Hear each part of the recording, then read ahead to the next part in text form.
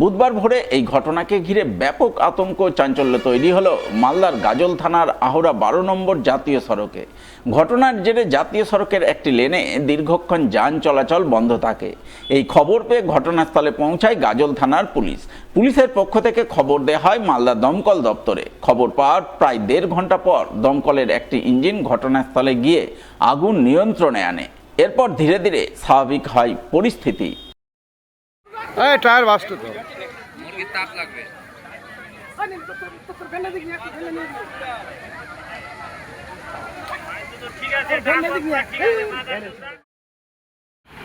Train দিয়ে গাড়িটা নিয়ে আসছিলাম। কোথায় অ্যাক্সিডেন্ট হয়েছে?